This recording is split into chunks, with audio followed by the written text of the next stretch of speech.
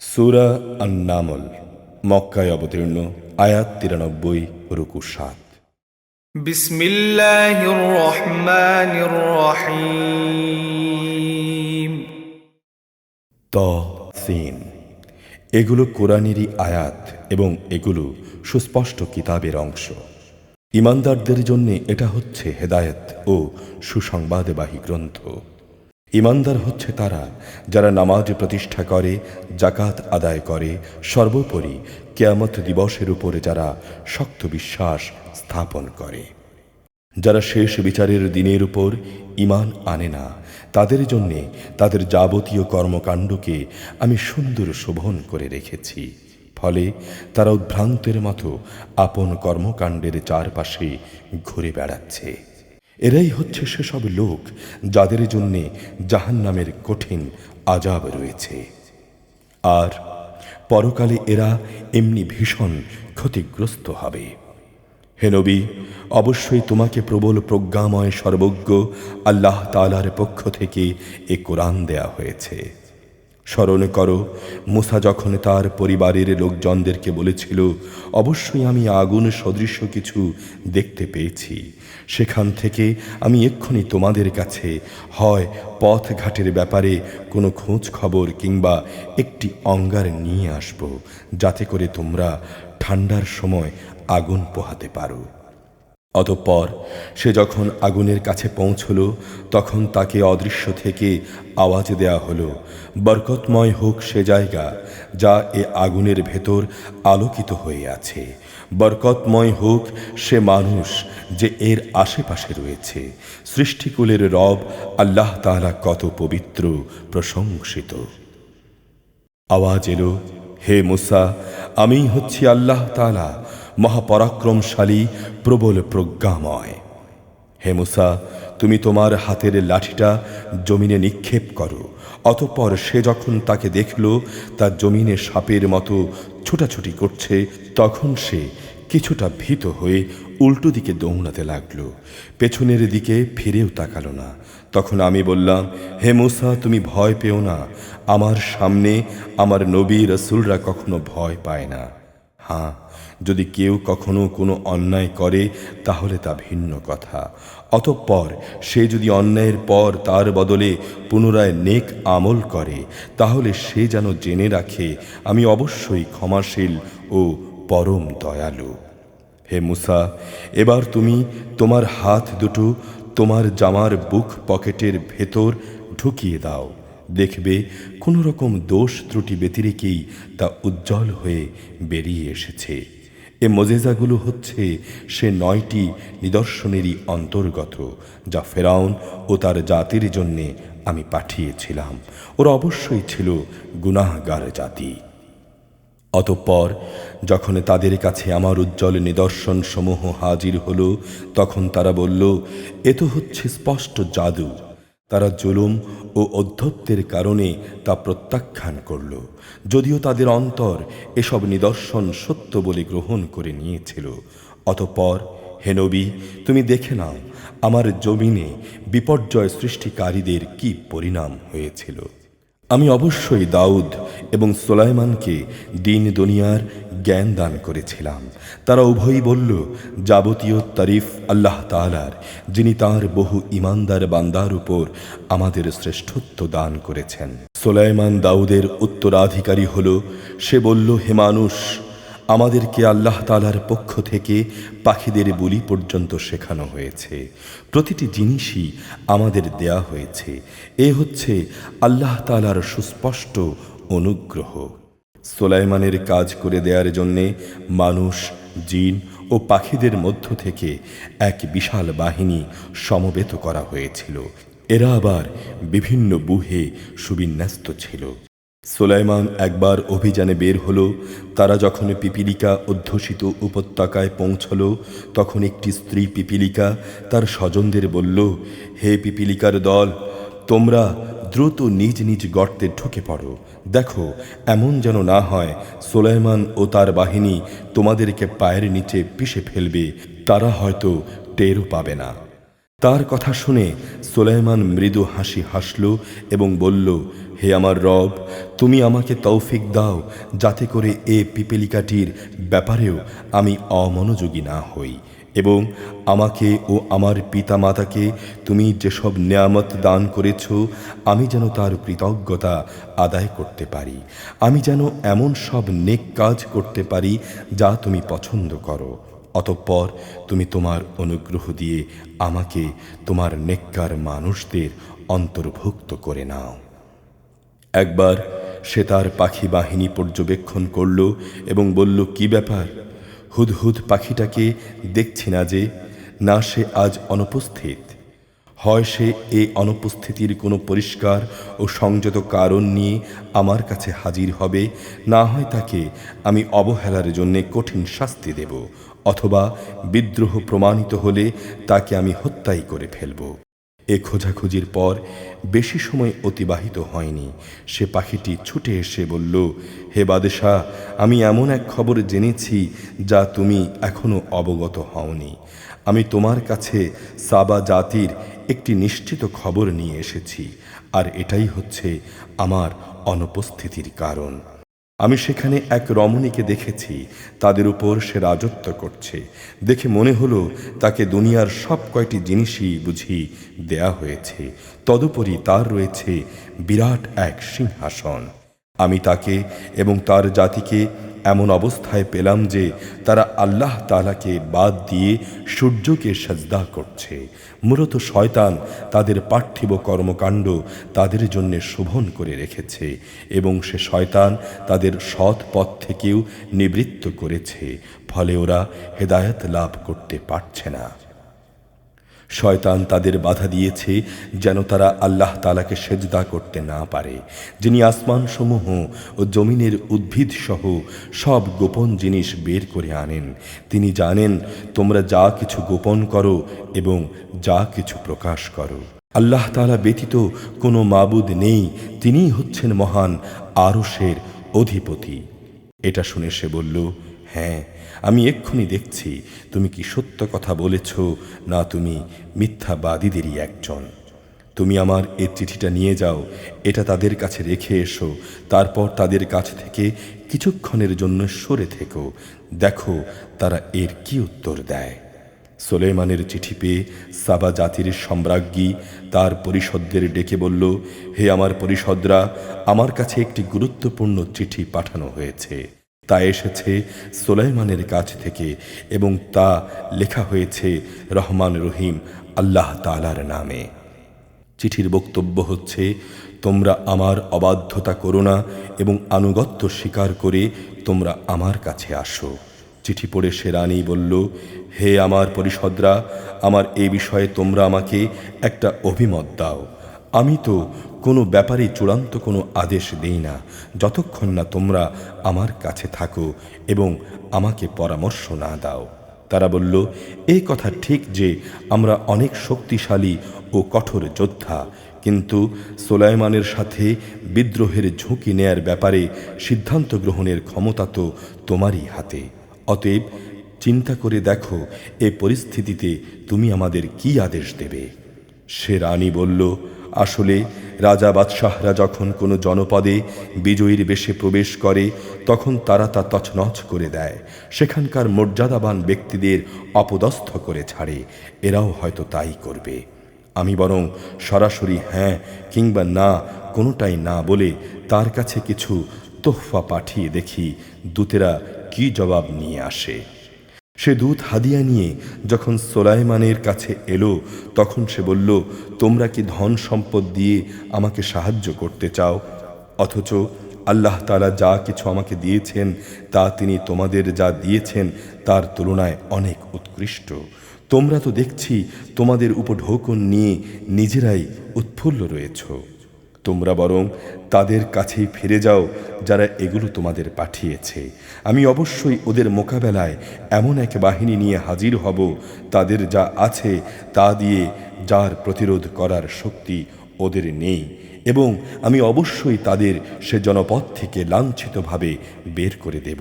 পরিণামে ওরা সবাই অপমানিত হবে। সে নিজের পরিষদদের বলল, হে আমার পরিষদরা, তারা আমার কাছে আত্মসমর্পণ করতে আসার আগেই তার গোটা সিংহাসনটাই আমার কাছে তুলে নিয়ে আসতে পারে এমন কে এখানে আছে? বিশাল বপু বিশিষ্ট এক জিন দাঁড়িয়ে বলল, তুমি তোমার এ স্থান থেকে ওঠার আগেই আমি তা তোমার কাছে নিয়ে আসব। এ বিষয়ের উপর আমি অবশ্যই বিশ্বস্ত, ক্ষমতাবান। যার কাছে আল্লাহ তাআলার কিতাবের কিছু জ্ঞান ছিল, সে বলল, হে বাদশাহ, তোমার চোখের পরবর্তী পলক তোমার দিকে ফেলার আগেই আমি তা তোমার কাছে নিয়ে আসব। কথা শেষ না হতেই সে যখন দেখল সিংহাসন সহ তা তার সামনেই দাঁড়ানো, তখন সে বলল, এ তো হচ্ছে আসলেই আমার মালিকের অনুগ্রহ। এর মাধ্যমে তিনি আমার পরীক্ষা নিতে চান। তিনি দেখতে চান আমি কি শুকর আদায় করি না নাশকরি করি। মূলত যে ব্যক্তি আল্লাহ তাআলার কৃতজ্ঞতা আদায় করে সে তো করে তার নিজের কল্যাণের জন্যেই, আর যে ব্যক্তি তা অস্বীকার করে সে যেন জেনে রাখে তোমার রব সব ধরনের অভাব থেকে মুক্ত, একান্ত মহানুভব। সে বলল, তোমরা এবার তার সিংহাসনের আকৃতিটা একটু বদলে দাও, আমরা দেখি সে সত্যি তার টের পায় কিনা, না সেও তাদের দলে সামিল হয়ে যায় যারা কখনো সঠিক পথের দিশা পায় না। অতঃপর সে রানী যখন এলো তখন তাকে জিজ্ঞেস করা হলো, তোমার সিংহাসন কি দেখতে এমন ধরনের ছিল? সে বলল, হ্যাঁ, মনে হয় তা এ ধরনেরই ছিল। আসলে এই ঘটনার আগেই আমাদের কাছে সঠিক জ্ঞান এসে গেছে এবং আমরা তোমার আনুগত্য মেনে নিয়েছি। তাকে যে জিনিসটি ঈমান আনতে এ যাবৎ বাধা দিয়ে রেখেছিল তা ছিল আল্লাহ তাআলাকে বাদ দিয়ে অন্যের গোলামি করা। তাই এতদিন পর্যন্ত সে ছিল কাফের সম্প্রদায়ের অন্তর্ভুক্ত। অতঃপর তাকে বলা হলো, যাও, এবার তুমি প্রাসাদে প্রবেশ করো। সে যখন প্রাসাদের আয়নাসম বারান্দা সহ সব দেখল তখন তার মনে হলো এ যেন স্বচ্ছ জলাশয়, এবং এটা মনে করে সে তার উভয় হাঁটু পর্যন্ত কাপড় টেনে তুলে ধরল। তার এ আচরণ দেখে সে বাদশা বলল, এটি হচ্ছে স্ফটিক নির্মিত প্রাসাদ। সে মহিলা বলল, হে আমার রব, আমি অবশ্যই এতদিন আমার নিজের উপর জুলুম করে এসেছি। আজ আমি সুলাইমানের সাথে আল্লাহ রাব্বুল আলামিনের উপর ঈমান আনলাম। আমি সামুদ জাতির কাছে তাদের ভাই সালেহকে পাঠিয়েছিলাম। সে বলেছিল, তোমরা আল্লাহ তাআলার ইবাদত করো। এই আহ্বানের সাথে সাথে তার জাতির লোকেরা মোমেন ও কাফের দু দলে বিভক্ত হয়ে পরস্পর বিতর্কে লিপ্ত হয়ে গেল। সে বলল, তোমরা কেন ঈমানের কল্যাণের পরিবর্তে আযাবের অকল্যাণকে ত্বরান্বিত করতে চাইছ? কেন তোমরা আল্লাহ তাআলার কাছে ক্ষমা প্রার্থনা করছ না? আশা করা যায় তোমাদের উপর অনুগ্রহ করা হবে। তারা বলল, আমরা তোমাকে এবং তোমার সাথে যারা আছে তাদের সবাইকে আমাদের দুর্ভাগ্যের কারণ হিসেবেই দেখতে পেয়েছি। এটা শুনে সে বলল, তোমাদের শুভাশুভ সবই তো আল্লাহ তাআলার এখতিয়ারে। মূলত তোমরা এমন এক দল যাদের আল্লাহর পক্ষ থেকে পরীক্ষা করা হচ্ছে। সে শহরে ছিল নেতাগোছের এমন 9 জন লোক যারা আমার জমিনে বিপর্যয় সৃষ্টি করে বেড়াত। সংশোধনমূলক কোনো কাজই তারা করত না। একদিন তারা একজন আরেকজনকে বলল, তোমরা আল্লাহর নামে সবাই কসম করো, আমরা রাতের বেলায় তাকে ও তার ঈমানদার সাথীদের মেরে ফেলব।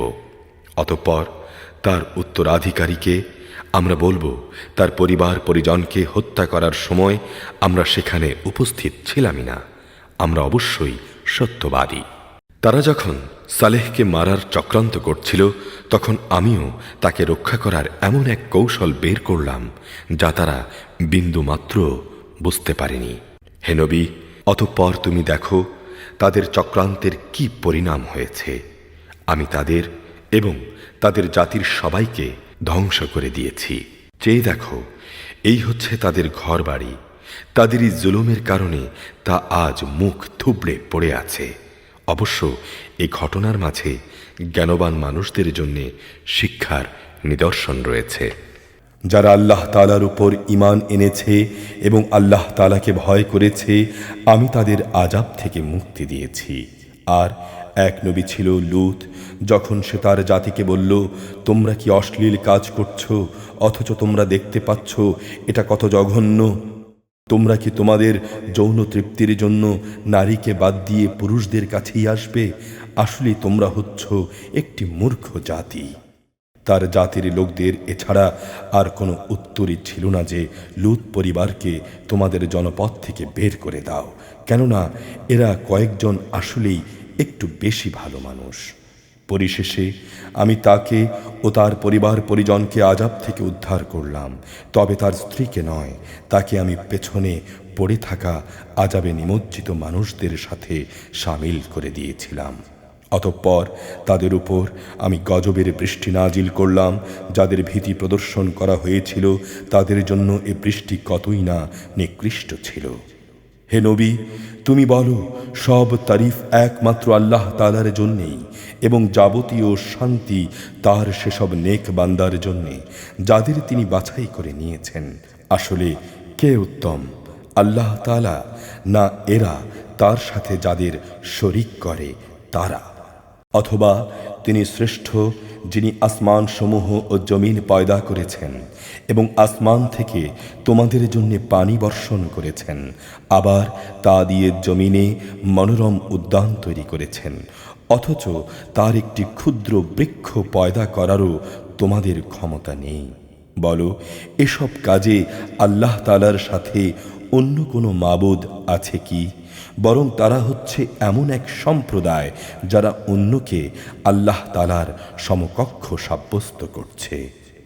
কিংবা তিনি শ্রেষ্ঠ, যিনি জমিনকে সৃষ্টিকুলের বসবাসের উপযোগী করেছেন, আবার তার মাঝে মাঝে প্রবাহিত করেছেন অসংখ্য নদী নালা।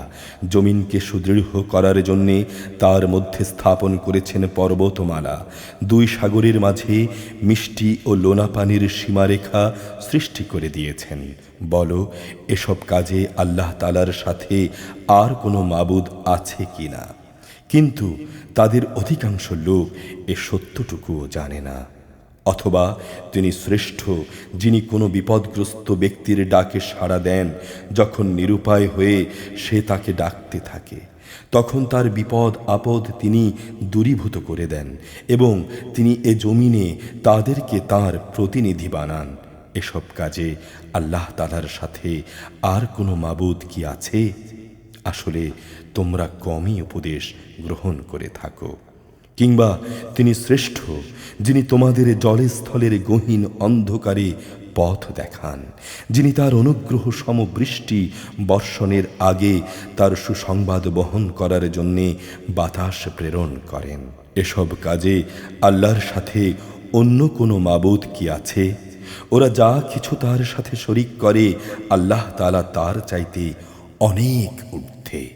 অথবা তিনি শ্রেষ্ঠ, যিনি সৃষ্টিকে প্রথমবার অস্তিত্বে আনয়ন করে মৃত্যুর পর তা আবার সৃষ্টি করবেন। কে তোমাদের আসমান ও জমিন থেকে রেজেক সরবরাহ করছেন? আছে কি কোনো মাবুদ আল্লাহর সাথে এসব কাজে? তাদের তুমি বলো, হে নবী, যদি তোমরা সত্যবাদী হও তাহলে তার সপক্ষে তোমাদের কোনো প্রমাণ নিয়ে এসো। হে নবী, তুমি বলো, আল্লাহ তাআলা ছাড়া আসমান সমূহ ও জমিনে যা কিছু আছে এদের কেউই অদৃশ্য জগতের কিছু জানে না। তারা এও জানে না কবে তাদের আবার কবর থেকে ওঠানো হবে।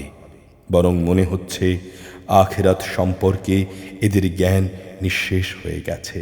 না, আসলে তা নয়, বরং তারা এই ব্যাপারে সন্দেহে নিমজ্জিত হয়ে আছে। কিন্তু তারা তো সে সম্পর্কে জেনে বুঝেই অন্ধ হয়ে আছে। যারা আল্লাহ তাআলাকে অস্বীকার করে তারা বলে, আমরা ও আমাদের বাপ দাদারা মৃত্যুর পর যখন মাটি হয়ে যাব তখনও কি আমাদের কবর থেকে বের করা হবে? এমন ওয়াদা তো আমাদের সাথে এবং এর আগে আমাদের বাপ দাদাদের সাথেও করা হয়েছিল। আসলে এগুলো পূর্ববর্তীদের ভিত্তিহীন কথা ছাড়া আর কিছুই নয়। হে নবী, তুমি বলো, তোমরা আল্লাহর জমিনে সফর করো এবং দেখো অপরাধীদের পরিণাম কি ভয়াবহ হয়েছে। তুমি ওদের কোনো কাজের উপর দুঃখ করো না, যা কিছু ষড়যন্ত্র ওরা তোমার বিরুদ্ধে করুক না কেন তাতে মনক্ষুণ্ণ হও না। তারা বলে, যদি তোমরা সত্যবাদী হও তাহলে বলো আযাবের ওয়াদা কখন আসবে। হে নবী, তুমি বলো, আযাবের যে বিষয়টি তোমরা ত্বরান্বিত করতে চাচ্ছ তার কিছু অংশ সম্ভবত তোমাদের পেছনে এসে দাঁড়িয়েও আছে। অবশ্যই তোমার মালিক মানুষদের উপর অত্যন্ত দয়াবান, কিন্তু অধিকাংশ মানুষই আল্লাহ তাআলার এই অনুগ্রহের শুকর আদায় করে না। তোমার রব তা ভালো করেই জানেন, যা কিছু তাদের মন গোপন করে আর যা কিছু তারা বাইরে প্রকাশ করে। আসমান ও জমিনে এমন কোনো গোপনে রহস্য নেই যা আমার সুস্পষ্ট গ্রন্থে লিপিবদ্ধ নেই। অবশ্যই এ কোরআন বনী ইসরাইলদের উপর তাদের এমন অনেক কথা প্রকাশ করে দেয় যার ব্যাপারে তারা একে অপরের সাথে মতভেদ করে। নিঃসন্দেহে এ কোরআন হচ্ছে ঈমানদারদের জন্যে আল্লাহ তাআলার হেদায়েত ও রহমত। হে নবী, তোমার রব নিজ প্রজ্ঞা অনুযায়ী এদের মাঝে মীমাংসা করে দেবেন। তিনি পরাক্রমশালী, তিনি সর্বজ্ঞ। অতঃপর সর্বাবস্থায় তুমি আল্লাহ তাআলার উপর নির্ভর করো। নিঃসন্দেহে তুমি সুস্পষ্ট সত্যের উপর প্রতিষ্ঠিত রয়েছ। তুমি মৃত লোকদের কিছু শোনাতে পারবে না, বধিরকেও তোমার আওয়াজ শোনাতে পারবে না, বিশেষ করে যখন তারা তোমাকে দেখে মুখ ফিরিয়ে নেয়। একইভাবে তুমি অন্ধদেরও তাদের গোমরাহি থেকে হেদায়েতের পথে আনতে পারবে না। তুমি তো শুধু তাদেরই তোমার কথা শোনাতে পারবে যারা আমার আয়াত সমূহের উপর ঈমান আনে, অতঃপর তারা আমার কাছে আত্মসমর্পণ করে। শুনে রাখো, যখন আমার প্রতিশ্রুত সময় তাদের উপর এসে পড়বে, তখন আমি মাটির ভেতর থেকে তাদের জন্যে এক অদ্ভুত জীব বের করে আনব, যা অলৌকিকভাবে তাদের সাথে কথা বলবে। মানুষরা অনেকেই আমার আয়াতসমূহে বিশ্বাস করে না। সেদিনের কথা ভাবো, যেদিন আমি প্রতিটি উম্মত থেকে একটি দলকে এনে জড়ো করব, যারা আমার আয়াতসমূহকে মিথ্যা প্রতিপন্ন করেছে। অতঃপর তাদের বিভিন্ন দলে উপদলে ভাগ করে দেয়া হবে।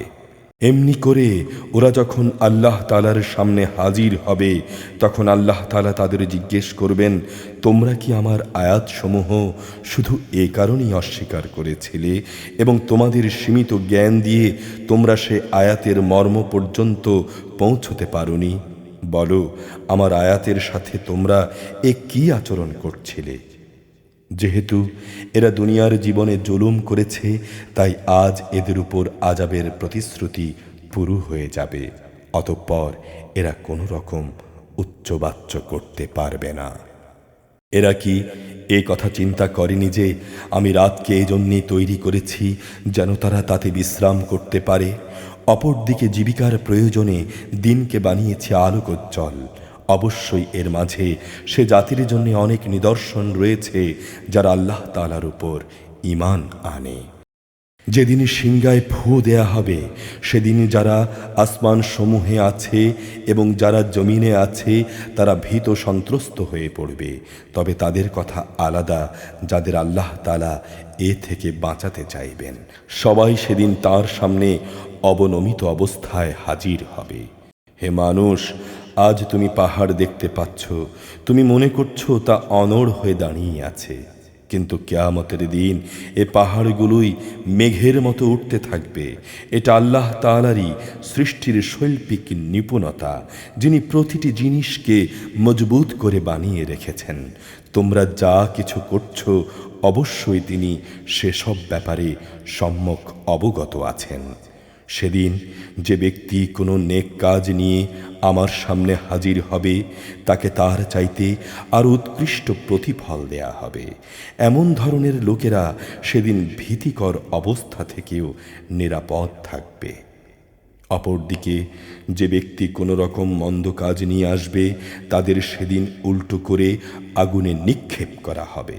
তাদের বলা হবে, দুনিয়ায় তোমরা যা কিছু করতে তার বিনিময় এছাড়া আর কি তোমাদের দেয়া যাবে?